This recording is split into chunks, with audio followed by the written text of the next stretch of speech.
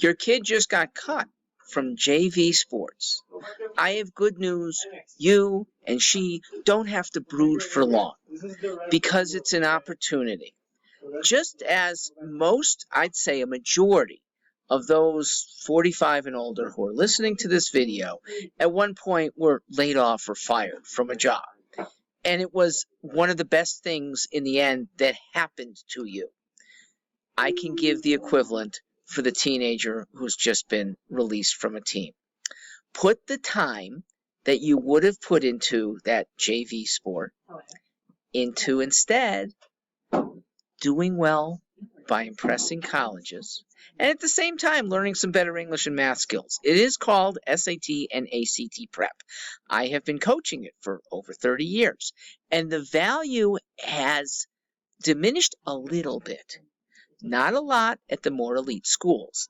The media is quite misleading because they play to the middle, and if your kid or you are aspiring to a more elite acceptance, they really have not diminished their desire for standards that your kid excels at. So, that JV sport likely would have taken 2 hours a day, 5 days a week, for at least 10 weeks this term. Put that 100 hours into impressing on the English and math and science aspects of the ACT, or cut the science and just do the SAT. It's at most 100 hours of one's time. Students with us work 30 to 35 hours with a tutor and then spend another maybe 50, 60 at most working on practice tests and honing their skills.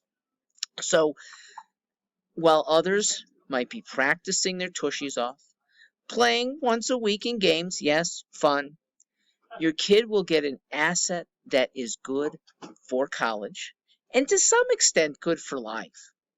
You know, the skills that are taught are worthy when you get to college and maybe worthy for life.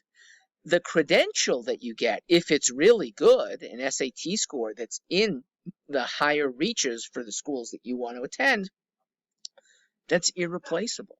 Literally irreplaceable, because a grade point average can't go up that much more. If you've been even 3 semesters now, you're tail end of sophomore year, those 3 semesters of GPA, unless they're a 4.0, they're locked in, potentially dragging you down. A great ACT or SAT score is not locked in because it's never averaged. The best score that you end up showing colleges is the one that they take. So there is always an upside until you hit perfect. Consider the possibility of working towards perfect, because falling short still means a very good, impressive score somewhere. And for parents, that could mean a very high scholarship from one or more colleges that you get to choose from. Really nice when parents have financed options thanks to the SAT. I actually can quantify this because we hear from our clients at Ivy Bound of the awards that their kids get by the end of senior year, the scholarship dollars.